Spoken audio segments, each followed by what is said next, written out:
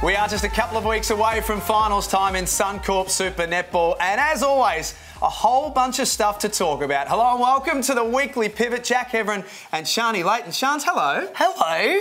You're looking nice and resplendent in your yellow. It matches our blooms, the chemist sponsor, of course. Doesn't it? That's what I thought. It's like little florally petals on the end of my arms here. We have not colour coordinated in the slightest. This is, of course, thanks to Blooms, the chemist, who are your first call pharmacy professionals. Lot to talk about. Before we get stuck into that, though, just want a little bit more from you today than what we saw from you playing for Collingwood in the VFLW on the weekend. I know it was cold and I know it was wet, but could you have looked any less interested in this game on the weekend? Jack, are you serious? Look at you. Why would you bring that up? Because this is not about reviewing me. Yes, it is. This is about reviewing Super Netball. I cannot believe you just throw me under the bus like that. Look at that. I know, but it was cold, it was raining, and I'm used to playing indoors. All we want is a smile. No, just I'm a not. big smile. No one smiles in the rain, Jack. No, that's true. Unless you're dancing in the rain. No, we're not dancing in the rain. Hey, before we go forward and look at what's coming up this weekend, let's go back to the results that we've seen from the weekend. It was a later finish to the round as well, of course, with the Monday night game in Perth. The latter, though, first as it stands, still has the Swifts sitting on top of the table. It sure does, and the Swifts were solid again this week, especially because they didn't have Helen Housby, but Garvin really able to step up for them in that goal attack position. Lightning also staying strong. It's going to be a great game coming up. I know we'll get to that eventually, coming up against the Vixens, but the main one we're looking at the moment is still that 4th and 5th position, Giants and Magpies. I feel like Magpies have really lost an opportunity here because they could have got a few more bonus points which would have put them in that 4th position. But they didn't, so therefore Giants are still ahead of them in that 4th spot, and the rest of the ladder plays out as it is. That win on Monday night important in the scheme of things. It didn't start that well for Collingwood, but they worked their way into the game. They did. They worked their way into the game, but what I want to see more from them is just a bit more importance on every single little quarter, because these bonus points are so important if they're wanting to get themselves into the finals. But I was happy to see them play with a little bit more patience than what they have so far this year. As we start to wind our way into this round of upcoming netball, let's have a look at some of the team news as we build up towards what Sharni said is going to be a huge weekend as well. Why don't we start with the Melbourne Vixens, Shans, and a potential inclusion towards the back end of the season.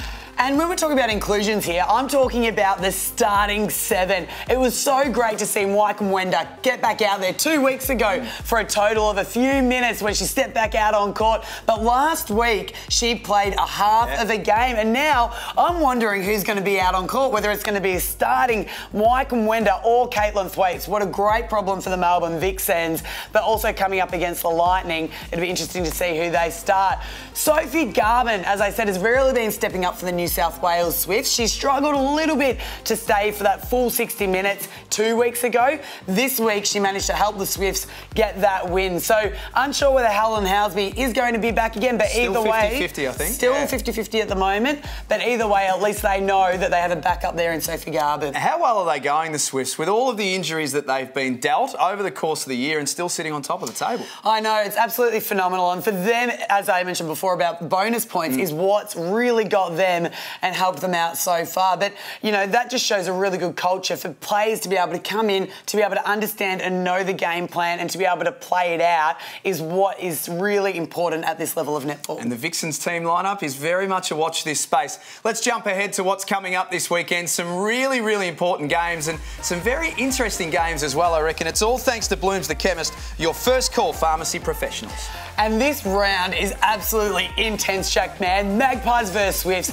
First one up. If Magpies don't win, it's going to be a really tough run for them into the finals. Thunderbirds, Giants, this isn't a write-off for the Thunderbirds. They could actually upset the Giants, and that's what those teams love to do coming into the end. They might not be able to make the finals, but they can ruin it for other people, and I tell you what, they like to crash a party. After that, someone I know. We have, too right.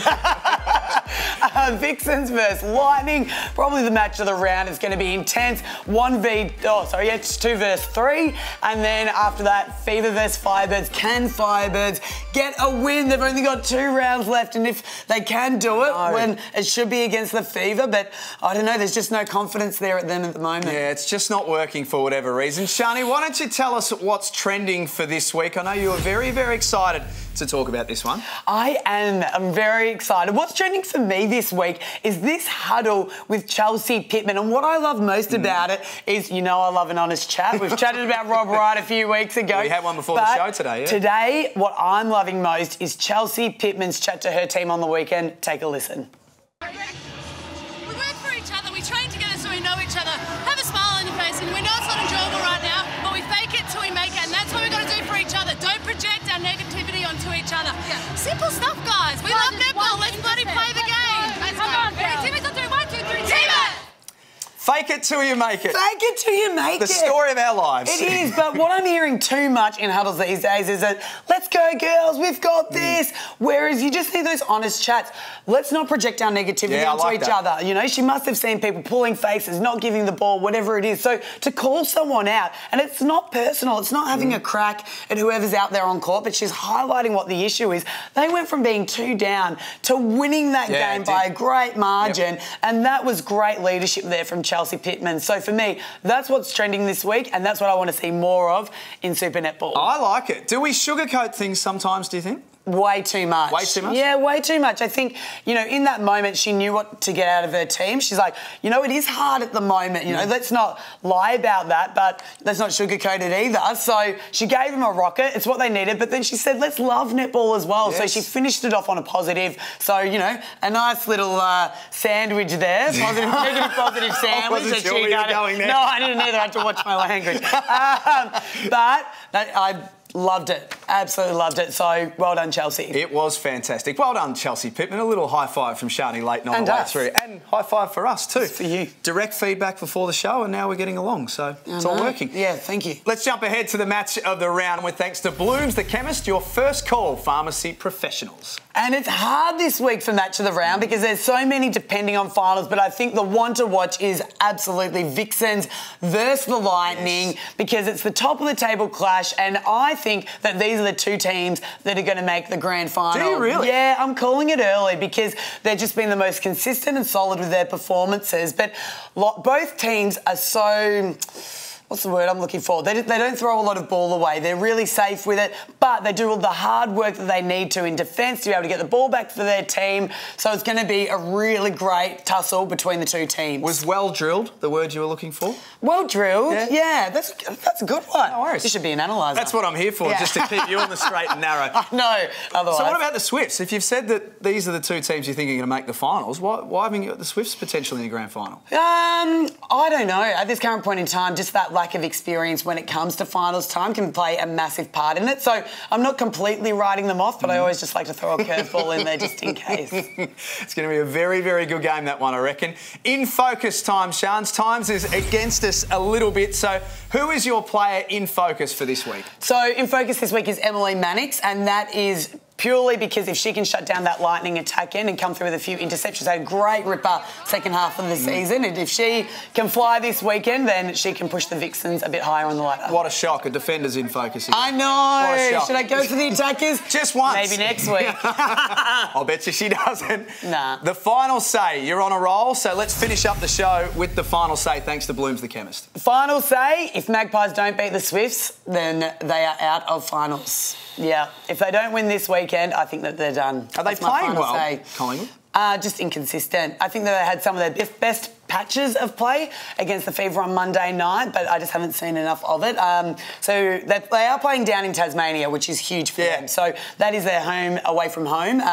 And so you never know what's going to happen when you're down in Launceston and it's freezing cold. The Swifts might freeze, who knows? But it's not in Antarctica this game. No, but it could be. Tasmania is pretty close, I'm not going to lie. So for me, if the Magpies can get over them, then that's going to spur them on to maybe be at the end there into the finals. But if not, I'm going to say that they're out. They're a bit of a watch this space, I reckon, Collingwood. We might talk about them next week. Sharni, you've been on fire. Well done today. Thank you. Good work to you too, Jack. Thank you for my honest feedback at the start, and I hope that I showed up for you today. First show's in the book. We'll be back next week. It's all been thanks to Blooms the Chemist, your first call pharmacy professionals. Enjoy your weekend of netball. We'll see you next week.